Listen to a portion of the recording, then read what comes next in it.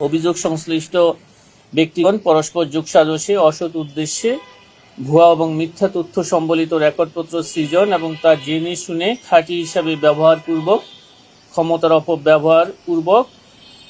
Bloom success international লিমিটেডের নামে 600 কোটি টাকা ঋণ অনুমোদন এবং উত্তোলন করে ঋণের টাকা নগদে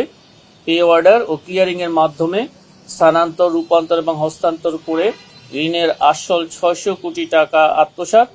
এবং গত 30/9/2025 খ্রিস্টাব্দ তারিখ পর্যন্ত অনাদায়ে সুদ ও অন্যান্য চার্জ বাবদ প্রাপ্য 303 কোটি টাকারও বেশি প্রতিষ্ঠানের আর্থিক ক্ষতি সাধন পূর্বক সর্বমোট 903 কোটি টাকা আত্মসাতের অপরাধে জনাব আহমদ জালাল খান মজলিস, ব্যবস্থাপনা পরিচালক, ব্লুম সাকসেস ইন্টারন্যাশনাল লিমিটেড, জনাব খাদিজা আক্তার, পরিচালক, ব্লুম সাকসেস ইন্টারন্যাশনাল লিমিটেড সহ ন্যাশনাল ব্যাংকের বিভিন্ন পর্যায়ের কর্মকর্তা এবং ব্লুম সাকসেস ইন্টারন্যাশনাল লিমিটেডের থেকে বিভিন্ন হিসাবে যে সমস্ত হিসাবে টাকা স্থানান্তর, রূপান্তর হয়েছে সেই সমস্ত হিসাবের স্বত্বাধিকারীদের বিরুদ্ধে মোট এখানে 26 জন অভিযোগ সংশ্লিষ্ট ব্যক্তি রয়েছেন। তাদের সকলের বিরুদ্ধে আনিত অভিযোগ অনুসন্ধানকালে প্রমাণিত হয়েছে। এই কারণে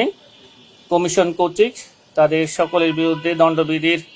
409, 420, 467, 468, 471, 109 সহ দুর্নীতি প্রতিরোধ আইন 5(2) এবং মানি লন্ডারিং প্রতিরোধ আইন 2012 এর সংশ্লিষ্ট ধারায় একটি মামলা রুজুর সিদ্ধান্ত গৃহীত হয়েছে। United commercial bank PLC, port শাখা চট্টগ্রাম এবং ইউনাইটেড কমার্শিয়াল ব্যাংক প্রধান কার্যালয় ঢাকা সহ বিভিন্ন ইউনাইটেড কমার্শিয়াল ব্যাংক থেকে ইতিমধ্যে 25 কোটি টাকা আত্মসাতের অপরাধে দুর্নীতি দমন কমিশন জেলা কার্যালয় চট্টগ্রামে একই রুজুকৃত মামলা নম্বর 13 তারিখ 24/7/2025 তদন্তকালে অভিযোগ সংশ্লিষ্ট এবং এজাহার নামীয় যে সকল আসামি রয়েছেন তাদের বিরুদ্ধে আনিত অপরাধ প্রমাণিত হয় চার্জশিট দাখিলের সিদ্ধান্ত গৃহীত হয়েছে। যাদের বিরুদ্ধে চার্জশিট দাখিলের সিদ্ধান্ত গৃহীত হয়েছে তাদের মধ্যে রয়েছেন জনাব সাইফুজ্জামান চৌধুরী, সাবেক ভূমি মন্ত্রী, জনাব রুকমিলা জামান, সাবেক chairman UCBL bank, Mohammad Formaullah Chowdhury, স্বত্বাধিকারী ভিশন ট্রেডিং এবং প্রোটোকল অফিসার সহ ইউসিবিএল ব্যাংকের বিভিন্ন পর্যায়ের কর্মকর্তা এবং জনাব সাইফুজ্জামান চৌধুরীর স্বার্থ সংশ্লিষ্ট বিভিন্ন আর্থিক প্রতিষ্ঠানের কর্মকর্তা কর্মচারীদের বিরুদ্ধে চার্জশিট দাখিলের সিদ্ধান্ত গৃহীত হয়েছে। এই মামলায় আসামির সংখ্যা 36 জন। পরস্পর যোগসাজশে ভুয়া রেকর্ডপত্র সৃজন এবং জাল জালিয়াতির মাধ্যমে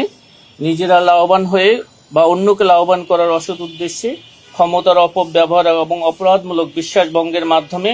সিভিল ওয়ার্কস কন্ট্রাক্ট এগ্রিমেন্ট দাখিলের মাধ্যমে 600 কোটি টাকা ঋণ অনুমোদন, উত্তোলন এবং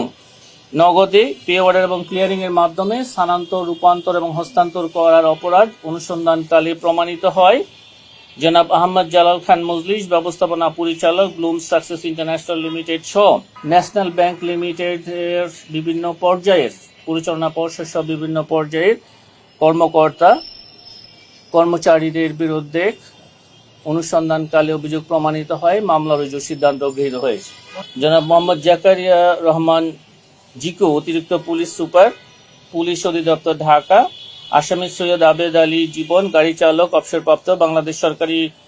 কর্ম কমিশনের সাথে পিএসসি প্রশ্ন ফাঁস চক্রের সাথে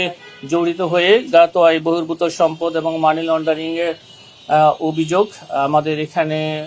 অনুসন্ধানাধীন রয়েছে এবং এই বিষয়ে ইতিমধ্যে একটি মামলা রুজু করা হয়েছে। উক্ত মামলা তদন্তাধীন রয়েছে এবং এই অভিযোগ থেকে আরো অন্যান্য যে অভিযোগগুলো এসেছে সেগুলোর বিষয়ে অনুসন্ধান কার্যক্রম চলমান রয়েছে। ইতোমধ্যে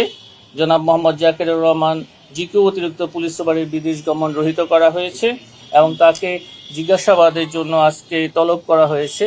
আমি যতদূর জেনেছি এখন পর্যন্ত তিনি জিজ্ঞাসাবাদের জন্য হাজির হননি।